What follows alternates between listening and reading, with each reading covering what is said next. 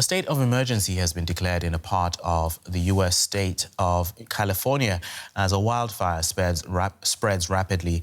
The Oak Fire, as it's been named, broke out near Yosemite National Park. It's threatening thousands of homes and some of the world's largest and oldest trees.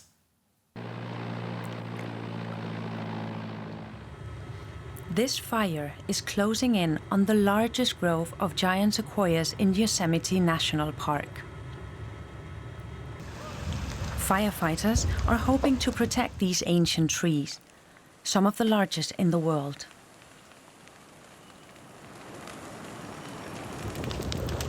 Homes, businesses, cars, the flames are devouring everything. Thick smoke has darkened the park's scenic views. More than 6,000 people, including campers, have been told to get out. They came by about 15-20 minutes ago and told us that everybody's got to go. About 4 o'clock, the power went out, and the fire's been coming towards us faster and faster.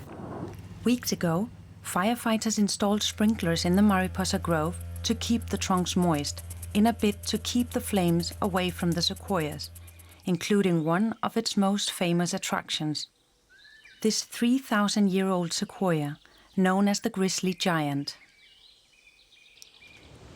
In recent years, California wildfires have destroyed thousands of giant sequoias. Fire officials say it could take days before this one is fully contained. Warmer temperatures and extreme drought conditions linked to climate change are making wildfires more common. The Yosemite blaze comes as much of the U.S. is in the grips of an extreme heat wave. Parts of California are seeing temperatures close to 40 degrees Celsius.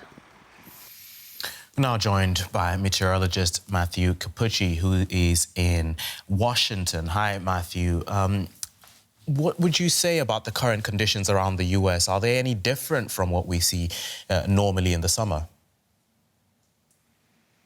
So one thing in the United States, we're very used to warm weather in the summertime, but this has been a little bit much. And one of the things that's really struck me is that we've had multiple heat domes that sit for weeks at a time with very stagnant weather and temperatures about 5 to 10 degrees Celsius warmer than what we'd normally expect. But really, it's been impressive just how long these heat domes have sat in place. They become reestablished. They sit there again. There have been 3 major heat waves so far this summer, occupying most of the lower 48. Now, I want to talk briefly about why these heat domes are sitting in place. We think about what happens when you have a stone in a pond and the fluid kind of rolling along beside it.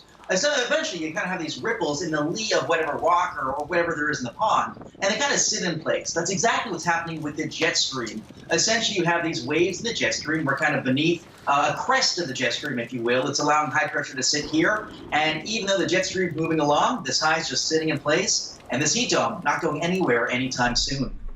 We're seeing record temperatures over there, but also here in Europe, a similar situation with record-setting temperatures as well. What would you say is to blame for this?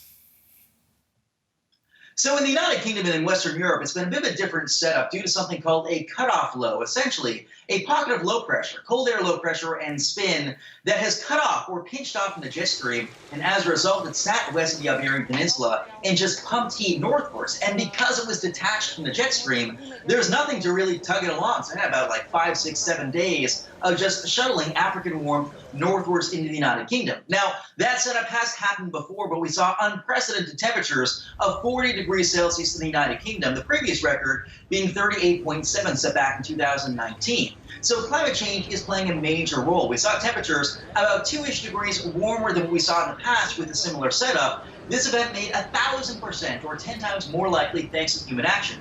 So again, we'll see heat domes pretty much until the end of time. But climate change is sort of pushing ordinary events into record territory, bringing very high impacts. And so far, more than 1,500 people died and 40,000 forced to evacuate from wildfires, all as a result of the excessive heat.